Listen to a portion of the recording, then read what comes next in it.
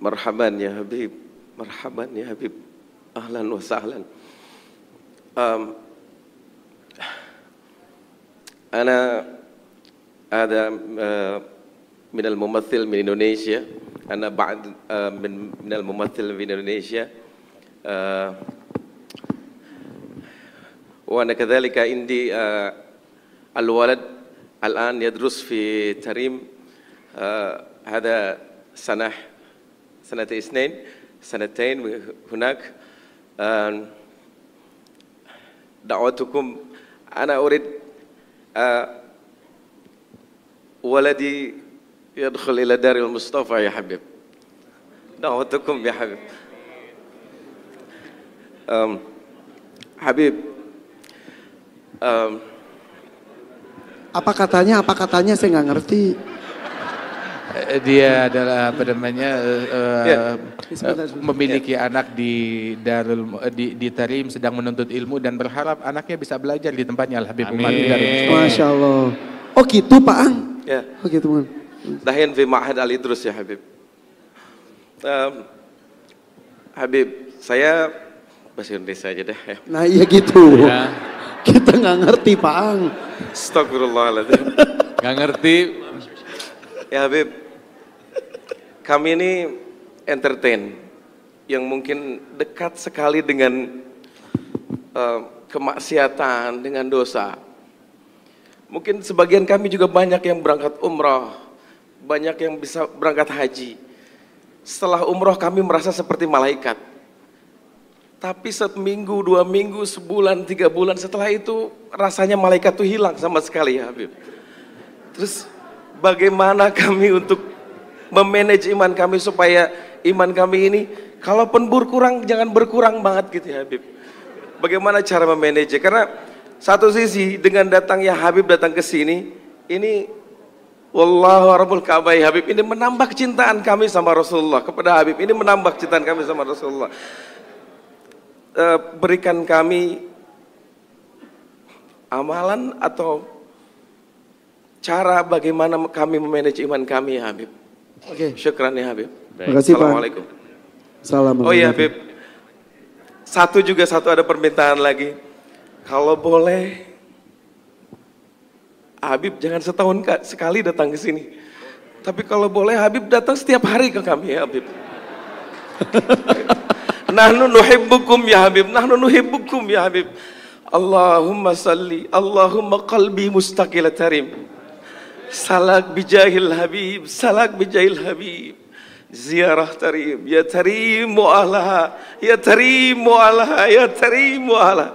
Assalamualaikum warahmatullahi wabarakatuh. Waalaikumsalam warahmatullahi Habib wabarakatuh. Jindan, punten diberitahu Habib Umar bahwa beliau ini adalah salah satu vokalis, salah satu band besar di Indonesia, nama bandnya Wali. Wali, Habib.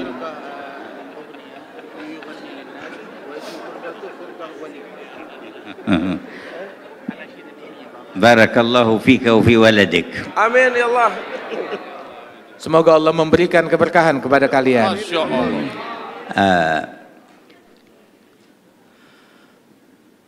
ما ذكرتموه فإن ذاكر الله في الغافلين بمنزلة الصابر في الفارين، والذي يستمسك بطاعة الله في موضع يعصى فيه يكون أجره كبير. Apa yang engkau sebutkan itu disebutkan oleh Rasul Shallallahu Alaihi Wasallam tentang fadilahnya orang yang ingat kepada Allah di tengah khalayak yang lupa kepada Allah Ta'ala. Maka orang yang ingat dan berzikir kepada Allah di tengah halayak tersebut, itu ibaratnya bagaikan orang yang tetap teguh berjihad di jalan Allah di tengah orang-orang yang kabur melarikan diri daripada perjuangan dan jihad tersebut. Dan pahalanya besar sekali orang itu. لا تجر المعصية ولا تجر نفسك على المشاركة فيها وتمنى للعاصي أن يكون من التائبين والمهتدين. Kita jangan pernah menyetujui suatu kemaksiatan dan jangan pernah ridha akan suatu kemaksiatan pada diri kita ataupun pada orang lain. Akan tetapi juga sebisa mungkin kita membimbing orang lain, merangkul orang lain untuk lebih dekat kepada Allah Subhanahu wa taala dan menempuh jalan hidayat dan tertarik kepada kebaikan. ومهما رجوت أن ينتفع بك أحد أو تكف بعض الشر أو تقرب أحدا إلى الخير فانوي هذه النية لتحصل لك الدعوة إلى الله. Dan manakala engkau bisa menarik seseorang kemudian ataupun melakukan daripada kebaikan-kebaikan tersebut, niatkan apa yang kita lakukan ini di dalam profesi kita itu menjembatani sebagai media untuk berdakwah di jalan Allah Subhanahu wa taala. وإذا لم يتيسر لك شيء من ذلك وخفت على نفسك فرتب لنفسك ترتيب أن تكون في مكان لا خوف عليك فيه. Apabila kita dalam posisi kita bisa melakukan itu, keberadaan kita di tengah-tengah mereka bisa menjadi dakwah, mengajak orang untuk menjadi lebih baik, maka alhamdulillah. Tapi kalau tidak bisa, malah kita terbawa menjadi insan yang lebih buruk, maka hendaknya kita menghindari daripada situasi-situasi yang demikian. أما التوبة إلى الله فلا تبخل بها عن نفسك ولا تتقاعس عنها ولا تتكاسل، فإنه ما مراد عدوك منك في إيقاعك في المعصية إلا بعدك عن الله تبارك وتعالى، وما مراد الله من فتح باب التوبة إلا خذل عدوه وتقريبك إليه.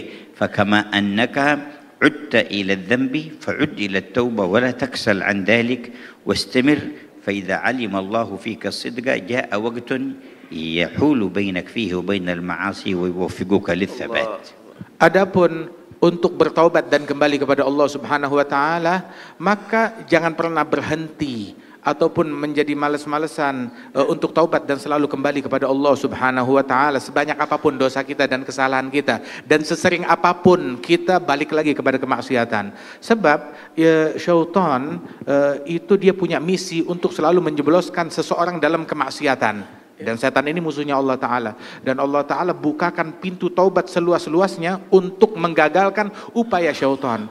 Maka sebagaimana seseorang sering kali, berulang kali balik bikin dosa lagi, udah taubat bikin dosa lagi, maka juga bikinlah berulang kali selalu bertaubat kepada Allah Subhanahu wa taala. Sebanyak apapun kita terpuruk dalam kemaksiatan, maka perbanyak selalu taubat kita kepada Allah Ta'ala.